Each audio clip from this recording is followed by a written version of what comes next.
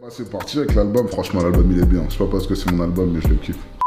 Salut à tous, aujourd'hui on se retrouve dans une nouvelle vidéo où on va faire l'analyse du rappeur Dinos, qui est l'un de mes rappeurs préférés. Dinos Punchajnovic comme il se faisait appeler au début de sa carrière, qu'on retrouve par exemple sur la pochette de son album Apparence sorti en 2015, ou Jules de son prénom comme il nous le dit dans le son d'un mec. Hey yo Renoir, je m'appelle Jules, je suis né par ses arrières. Est un rappeur de 28 ans qui vit la Courneuve à Paris dans le 9-3 et qui sort son nouvel album Hiver à Paris le 4 novembre. Un peu de bleu dans mon feu, un peu de rouge dans mes yeux. Je pense à toi, à nous deux. Je vais pas bien, je vais juste mieux. Jules Jombi est né à Douala au Cameroun au début des années 90. C'est à l'âge de 4 ans qu'il s'envole pour la Courneuve. Très jeune, c'est ici qu'il est tombé dans le rap avec des artistes comme Cynic, Booba et Seth Gecko qui l'ont beaucoup marqué et inspiré au début de sa carrière. Comme il le dit en interview, devenir rappeur était pour lui un rêve de gosse. À tête je me disais que quand je serais grand, je ferais de la musique. Je le savais, j'avais 9 ans, je le savais déjà. En 2011, il a 18 ans et il sort une première mixtape de 21 titres qui s'appelle Sums Up. C'est en quelque sorte les premières traces qu'il laisse dans le rap. Je suis un jam à frivole qui s'y colle façon rock'n'roll.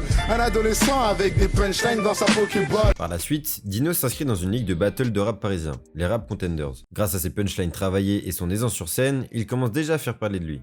C'est comme ça qu'il trouve donc son premier nom de scène, Dinos Punchajnovic. Tous tes pros, c'est des dopes, c'est des beaux, c'est des sonars, trou de balle. Gros fêlé, à ta naissance, t'étais tellement moche que ta mère a décidé de t'appeler Starfallah.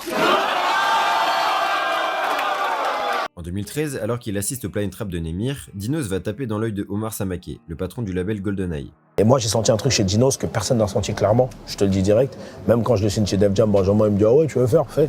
Genre limite. Il sent bien que Dinos a un gros potentiel et va donc le signer dans son label et devenir son producteur.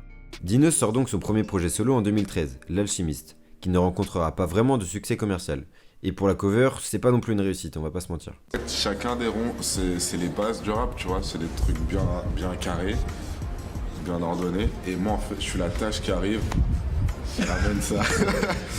Je suis la tâche qui arrive. Et pourquoi 4 ronds pour le rap? Franchement, aucune idée. De cet album, on va donc pas retenir la pochette, mais plus le feat avec Nekfeu qui est quand même plutôt sympa. Quoi qu'il arrive, on sera les princes de la rime, vieux. Faut que les vicos, c'est le Dinos, c'est le Nekfeu. L'année d'après, Dinos sort son deuxième EP, Apparence. 10 titres et un hit qui va permettre à Dinos de rencontrer son premier succès musical avec Namek. Pour moi, Namek reste encore aujourd'hui l'un de ses plus gros bangers. C'est peut-être pas le morceau le plus technique et le plus recherché, mais c'est certainement le plus authentique. Ce son va marquer l'année 2014 et donner à Dinos beaucoup plus de visibilité grâce aux 7 millions de vues qu'il obtiendra sur sa chaîne YouTube. Je gratte mes textes à la salle du temps et je vais me poser sur Namek. Après ça, Dinos va rester invisible jusqu'en 2018. Une absence de 4 ans pendant laquelle Dinos va se remettre en question artistiquement. Il voulait sortir un album dont il était pleinement satisfait.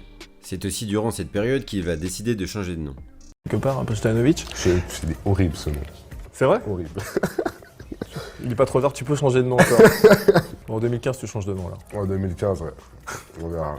Pour Dinos, c'est le début d'un long processus de réflexion qui va quasiment le torturer et qui va l'amener à passer quelques moments difficiles. Allez, on passe au second chapitre et c'est certainement le plus important de sa carrière. Je parle en avance et j'arrive en retard comme Imani. Après 4 ans d'absence, son album Imani vient rompre le silence en 2018. L'attente a valu coup car Dinos a sorti un album mature, réfléchi et presque irréprochable, qui fait peut-être partie des meilleurs albums de 2018. Mon grand frère est loin avec ma soeur et mes problèmes. À 4 heures on sonne chez la nourrice marocaine. J'imaginais déjà l'inimaginable.